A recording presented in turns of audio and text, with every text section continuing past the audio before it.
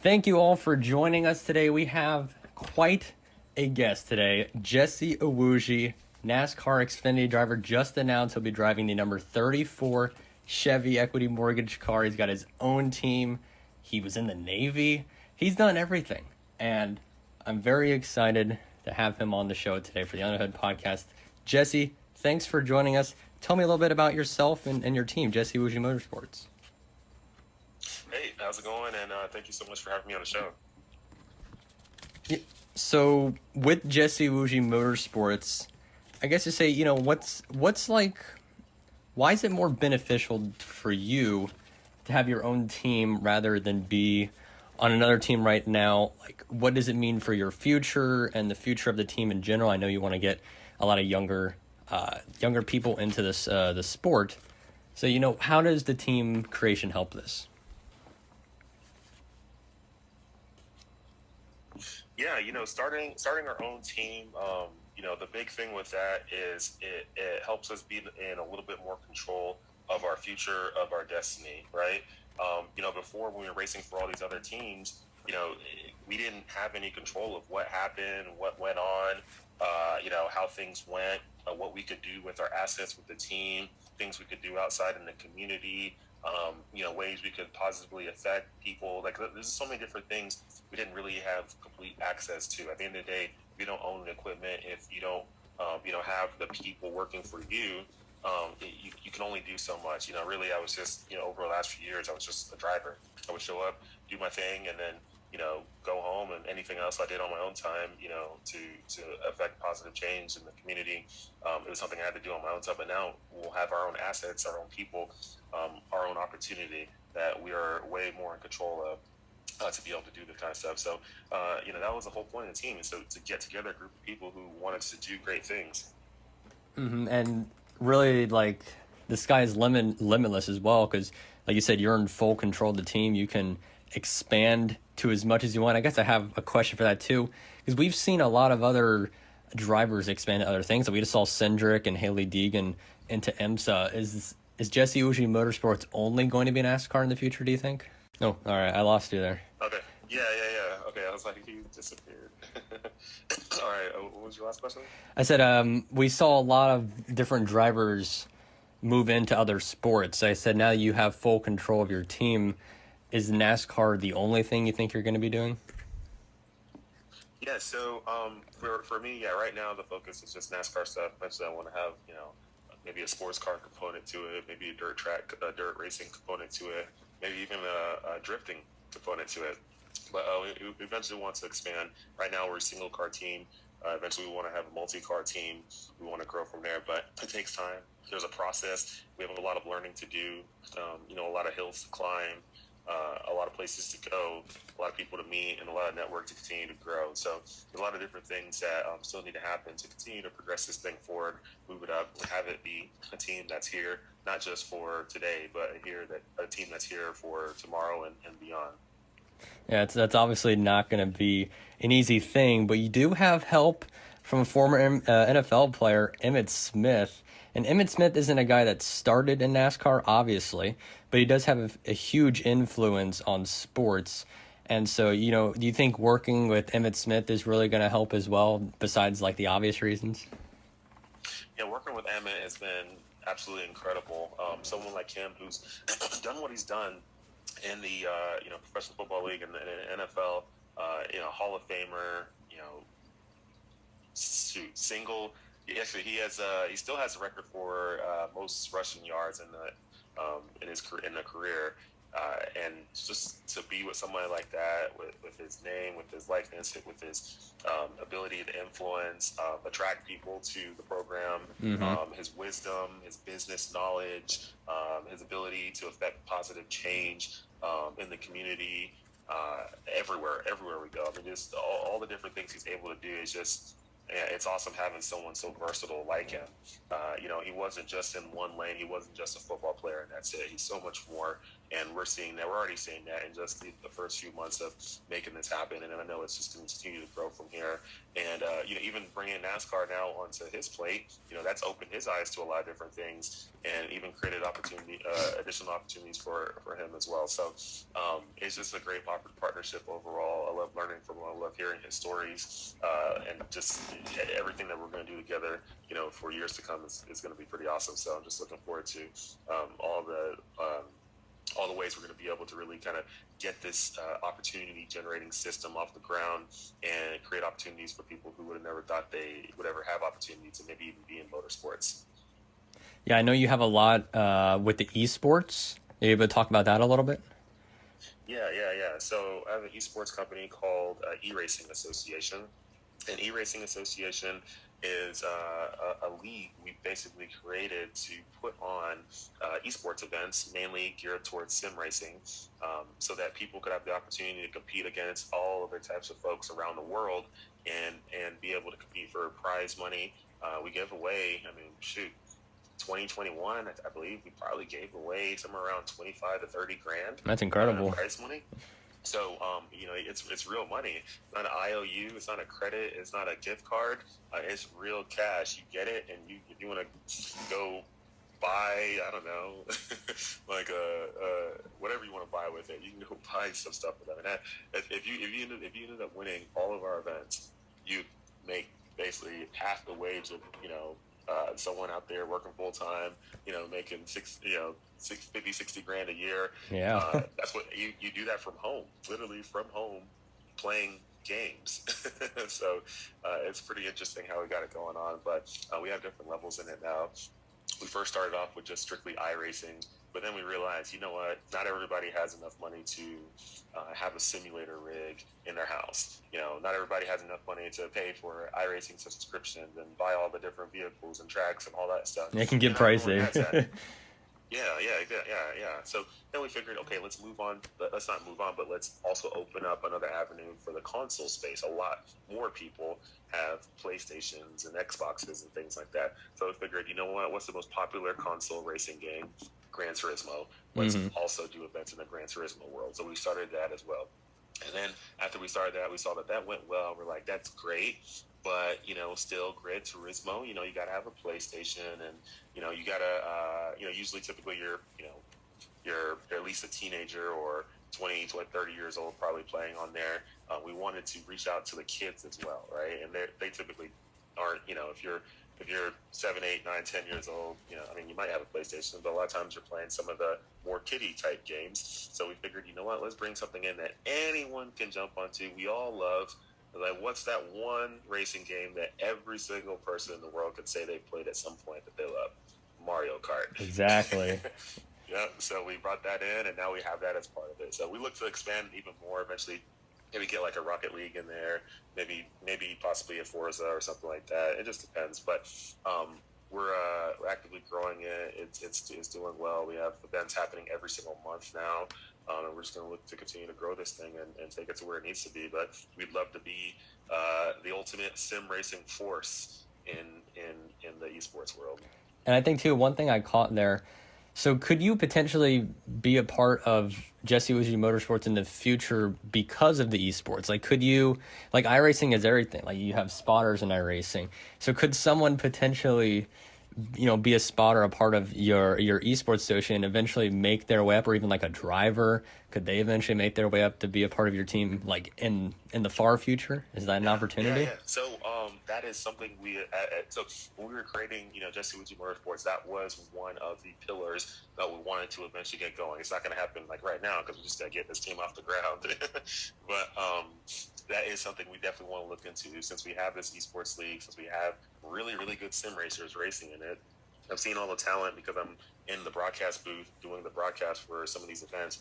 I've seen all the talent in there. I'm like, oh my gosh, these guys are really, really good. If they only had a shot to like actually jump in a real car and do it, like, I wonder how they would be. So yes, that is something we definitely will work towards, and eventually get to where we can, even if it's just figuring out a way where, hey, if you win one of our events, you get the opportunity to drive, a race car, maybe just do a test day or something, and then who knows, maybe we advance it more from there and we figure out a way where we can get people into maybe some lower level leagues where they can race in. Hey, if you win a certain amount of events or do this and that, you'll get a chance to race, or do some test days and then race in a late model race or race in an ARCA race or whatever it is. We'll figure it out. But there's a world of opportunities there, and we really want to definitely figure out a way to take people from virtual to reality. Mm-hmm. I'm not sure if you keep up with Formula One at all, but we actually saw a sim racer move to Formula 2. So it is entirely possible. You can go from. That's awesome. Yeah, he had a karting. He had a karting background, and he was a part of the F1 esports, and he was really good. And an F2 team gave him a shot. I don't remember his name because it was a couple months ago, but it is pretty crazy how all that happens. Yeah, no, that's awesome, and it's probably super helpful that he had a karting background. Mm-hmm. What I love seeing though is, and I know it's been done in the past a few times, but what I love seeing is seeing a sim racer, a full on true sim racer who's never been in a real life race car in their life, like never done any real life racing at all, like no real life background. I want to see them go straight from sim to reality and truly see how that translates, because I have seen in the past a few people go from sim to reality, but sometimes, or half the time at least, they have raced in some way, in some form in the past, whether it's track days or maybe club racing or whatever. So maybe they do have a little bit of racing background. So they're not truly a sim racer. I mean, they do have some type of racing background. But I would love to see someone who's never set foot on track, but is really, really good at sim racing, and all of a sudden jumps in a real car and see what they can do. Yeah, they would understand a lot of the principles, oversteer, understeer, trail braking. They would understand all that compared to like a normal person. So I don't think you'd go in and start breaking lap times or anything, but you would certainly know what you're doing. No, most definitely. So I got a question that just came out recently. I don't know how much you're able to talk about it. We saw you had a deal with JD Motorsports and the Hendrick engines. Are you like? I'm not too understanding of what that is. Are you able to talk about a little bit of the deals that just happened? Yeah. So right now, since we're a new team, obviously we had to, get our feet wet. So we didn't want to go out there and, try to go buy a $1 million shop, $2 million shop, and then do this, do that. I mean, all that costs money. It's so easy to say, to be like, yeah, just go get a shop.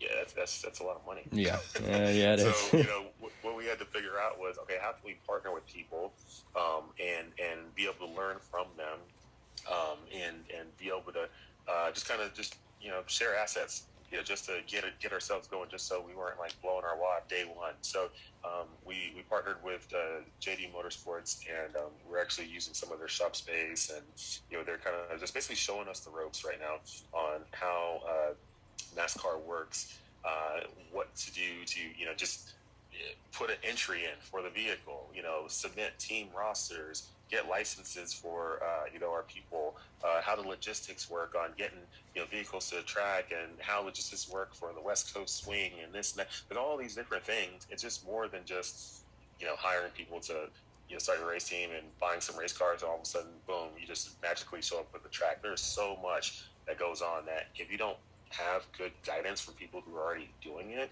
then you're going to have a very difficult time and make a lot of mistakes. So we figured we're not claiming to know everything. We don't know everything. We know some stuff, but we don't know everything. So let's link in with somebody who's willing to teach us and show us the ropes, and then from there we can eventually grow our own wings and fly away. The goal isn't just to be there for the rest of the time. We want to learn what we can, absorb what we can from them, and they've been super helpful in doing that. And then eventually, we got to be able to stand up on our own feet. So, that's kind of what's going on right there. And then, we have a pretty good motor program going on for this year. So, looking forward to seeing how that helps us. I've never had that kind of program before as far as motor programs. So, it'll be new to me on this, what kind of power it is and how we're able to, finally kind of run with everyone. In the past, a lot of cars I've ran, we just never had that same type of equipment. It seems like you're getting a pretty good backing for this year. It's nice to see, especially with, JD Hendrick. Those are big teams, so.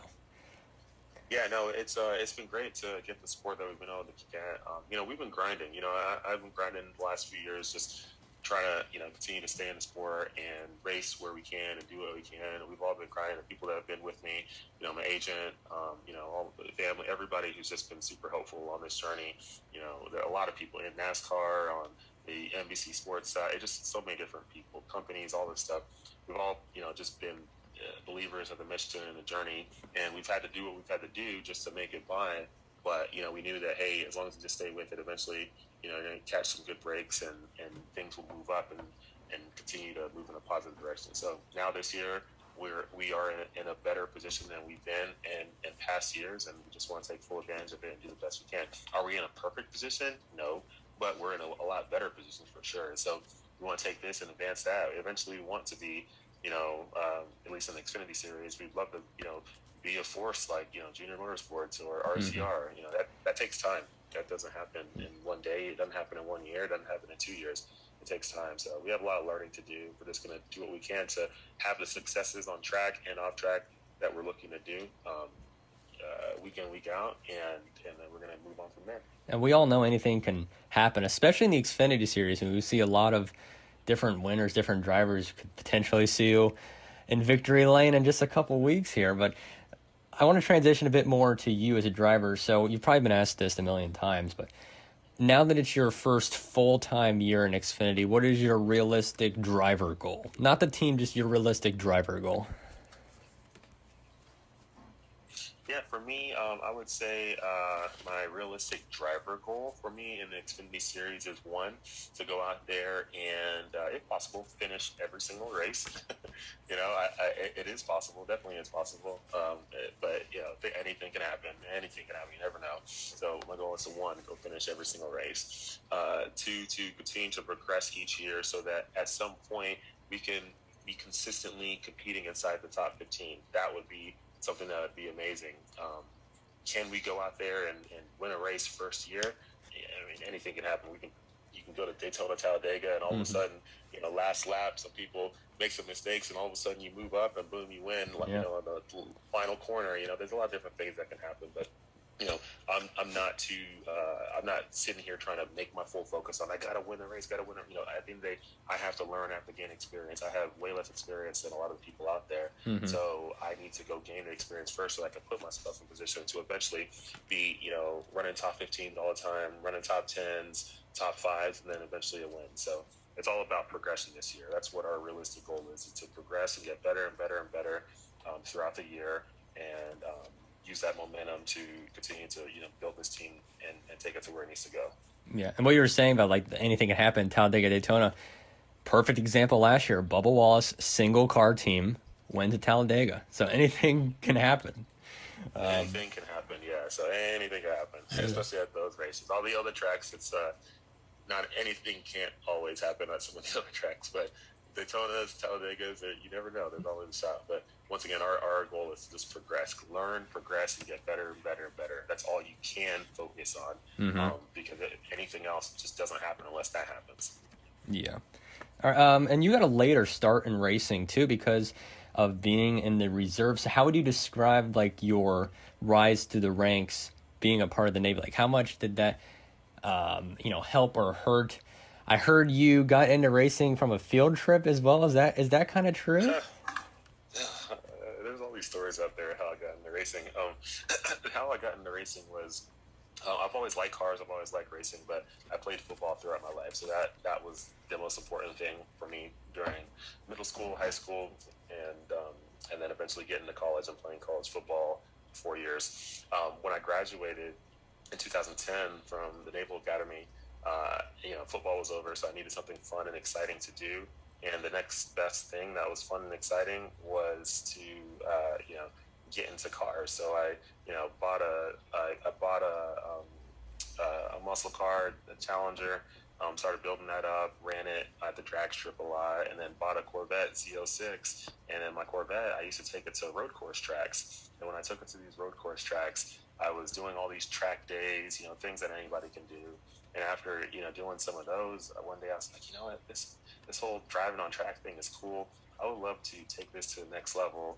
I would love to become a professional race car driver. And that is literally where my journey began on wanting to become a pro driver. and it's definitely had a lot of ups. It's had a lot of downs, but that's how the grind is. At the end of the day, I didn't come from the racing world. So since I didn't come from the racing world, I knew it was going to be an uphill battle. I was going to be climbing. I was going to be dodging wrenches. I was going to be going through a lot, but it was all part of the journey. And I'm just a firm believer that life rewards those who stay strong enough, long enough. And that's it. When you're when you're going after any goals and dreams, that's what you have to do. There's people out there who will be like, oh, well, you haven't won a race yet, or blah, blah, blah, this and that. Yeah, well, you're sitting at home on your couch. Exactly. So at least I'm out here doing it. I've never been a spectator type person. I've always been a person where if I like something and I see myself doing it, I go after it no matter what. There will be ups, there will be downs. You might fail 10,000 times before you finally get your first real win. That's just how it is. Anybody who's ever been a successful, entrepreneur, successful, person in sports, they've had ups and downs. Look at Michael Jordan. He talks about, hey, I've missed, I can't remember how many, he said like almost 10,000 shots or something like that, but because of all the shots he missed, because of all the layups he missed, because of all the free throws he missed, because of all the game-winning, potential shots that he took and didn't make, because of all those fails is the reason why he's great, because he was able to take those, learn from them, and then make it when it counted again. And that's what it takes. People see the glory and think that, oh, you're only supposed to just be only supposed to just win all the time and that's it. And if you don't, then, it's not possible. It's really not. Yeah, it's a grind. You might not see victory for a very long time, but it's okay as long as you continue to move forward. As long as you're putting the relentless effort towards getting there, you will get there. So that's all. That's what it's about, and that's tough for a lot of people to understand. But the people who don't understand are the ones who will never be successful in life. Yeah, and with your Navy background too, now that you kind of have control over your team, are we gonna see like specific liveries or anything this year, or maybe like different emblems? Are you even able to do that? Like you're talking about putting on like Navy. Yeah, like maybe you could put some names on the car. Are you able to do that? Oh yeah. So stuff like that, yeah. And so that's once again, that's another great thing about having our own team, is because I'm in control of all of our liveries that we're doing, and obviously we have sponsors that we have to cater to, but there's a lot more things we can do with the cars now. For a lot of races, which is awesome. So I'm looking forward to doing stuff to continue to support veterans, service members, folks who are going through issues in the service member community, all that stuff. We're going to be able to do all that this year, which is great. So and not only that, utilizing the team to also promote diversity efforts. Support minorities who are looking to get into motorsports. Whether you're Black, Hispanic, Asian, whatever, female, and obviously we don't discriminate. We're here for all. We're our entire message for our team is united we stand, divided we fall.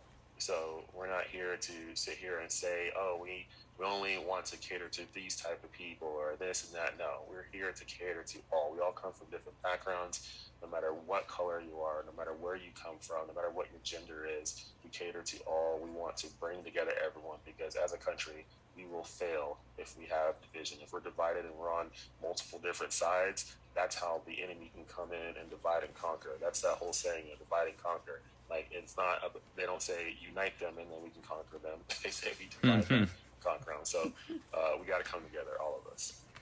And back to the kind of going from football to NASCAR. You said you wanted to do something. Football is done. You need something fun to do, but they're completely different skills, right? So what did you take from football that helped you become a better driver? Yeah, so for me, for football, what helped me a lot is, one, the discipline on being able to manage my time, manage my resources, keep myself in good physical fitness and shape, be able to focus in on game day and execute on the plan, being able to handle stress in high stress environments and do it on a week to week basis, being able to watch film, understand where I've messed up and where I can be better, being able to lead people, lead the team, point us in the right direction, keep the morale going in a positive direction, keep the energy flowing in a good direction. All that stuff is stuff I learned in the military and also on the football field. So that's been able to translate over really well, and I think helped me out a lot in racing. Yeah. I guess final question here, since we're running out of time. What race are you looking most forward to, and is it your hometown race? Yeah, I mean, I'm looking forward to a lot of races. I'm looking forward to Daytona. Obviously, looking yeah. forward to Texas Motor Speedway, since it's 20 minutes from where my parents live. I'm looking forward to some of the fun road course tracks out there. I'm looking forward to everything. Honestly, it's all going to be a really, really new experience. There's going to be some tracks I've been to before, but there's going to be a lot more tracks that I haven't been to before. Mm-hmm. So it's all going to be a big learning experience. And honestly, I'm just looking forward to just having this, living this opportunity of a lifetime and making the most of it. Do you guys go to COTA this year, or is that only Cup Series? Okay. We go to COTA. That'll be my first time racing there, at least in real life. I've virtually raced there sometimes, but in real life, it'll be my first time racing there. So hopefully it doesn't rain. Hopefully we got a nice, beautiful day. We'll see how that goes. It was quite dangerous last year with the rain. Yeah, it got pretty nuts. Yeah, racing on road courses in the rain is just,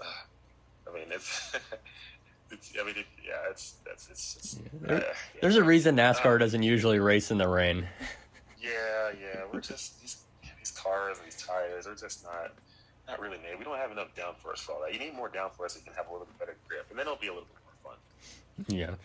Well, I'll be at the Atlanta race, ready to root you on. I'll be there for the second time around in July. But yeah, thanks for joining us, Jesse. You really didn't have to do this. Jesse Iwuji, team owner. We'll see how he does this year in the 34 car. It's a pretty nice car if you haven't seen it. A little bit of black, a little bit of light blue, a little bit of green. It's really cool. Jesse, thanks for joining us. Anything to end off on? You know what? My big thing I always like to tell everybody is, for everyone out there who's going after their goals and dreams, just remember, only you were able to see that vision. That vision was put in your head. God put that vision in your head, and only your head. So just because other people can't see it for you doesn't mean you can't see it for yourself. So if other people tell you, no, hey, that's not possible, you can't do that for whatever reason, understand that they're coming from a place where they cannot see what you see. So you politely say, thanks for your information, but I'm going to continue to proceed because you can see it and nobody else. So understand that. Go with it, trust yourself, go after your golden dreams, and once again, life rewards those who stay strong enough, long enough. It has nothing to do with talent, it has nothing to do with money, resource, whatever it is. Just stay strong enough, long enough, keep pushing forward and finding a way to stay in it. All right, that's amazing to hear. Well, thank you for joining, Jesse. I look forward to seeing you on track in a couple weeks here in Daytona, and of course in person in Atlanta. And that's the end of this episode. Thank you guys for listening in to the Under the Hood podcast. Thank you all.